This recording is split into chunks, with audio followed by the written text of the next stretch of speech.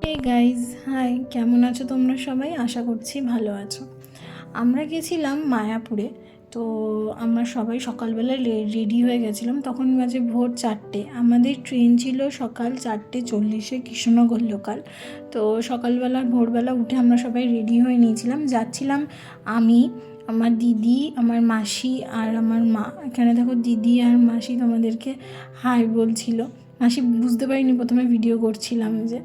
আর এখানে মাও রেডি হয়ে নিয়েছিল। তারপরে রেডি হয়ে আমরা সবাই বেরিয়ে পড়েছিলাম। আর এটা ছিল আমার টোটাল লুকটা। আর ঠান্ডা আমাদের এখানে খুব ভালোই পড়ে গেছে। এই দেখো, মানে সকালবেলা কুয়াশা, ঠান্ডা বেশ ভালোই ছিল।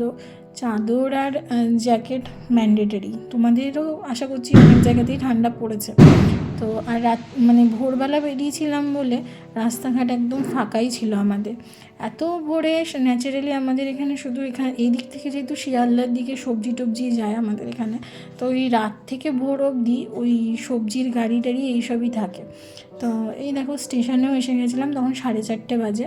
আর এই দেখো তোমাদের যেটা বললাম, এখানে দেখো সব সবজি শিয়ালদার দিকে যাবে বলে এখানে সব ফ্রেশ সবজি থাকে, সব ওই দিকে যায়। তো ওই তারই একটু কম বেশি লোকজন ছিল। তারপরে আমাদের ট্রেনও চলে এসেছিলো, 10-15 মিনিট লেট ছিল।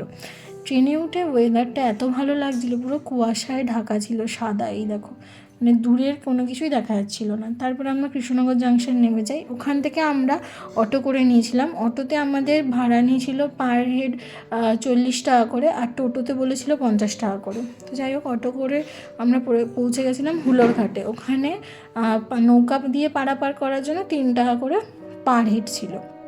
তো এখানে আমরা টিকিট কেটে নিয়েছিলাম। টিকিট কেটে আমরা যাচ্ছিলাম আমাদের মানে নৌকার দিকে। আর এখানে ভিউটা এত সুন্দর লাগছিল সকালটা।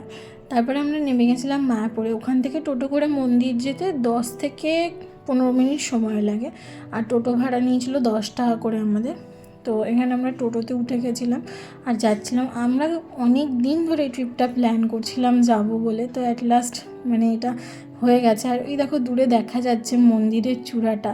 আর এত ভালো লাগছিল সিরিয়াসলি, মানে কুয়াশা ঢাকা ছিল পুরো। আর মানে মানে আমাদের খুব ভালো লাগছিলো, কারণ আমরা অনেক দিন ধরে প্ল্যান করে অ্যাট লাস্ট আজকে যেতে পেরেছি 4 জনা। কারণ আমাদের এটা 4 জনের প্রথম ট্রিপ, যেখানে আমরা শুধু 4 জন একসাথে ঘুরতে গেছি এবং সেখানে আমরা স্টেও করেছি। আর তোমাদেরকে এর পরের ব্লগে আমি দেখাবো যে আমরা মায়াপুরে কোথায় কোথায় ঘুরলাম, কি কি দেখলাম। আশা করছি আজকের ব্লগটা ভালো লেগেছে। পছন্দ হলে অবশ্যই লাইক অ্যান্ড সাবস্ক্রাইব করে দিও। টাটা।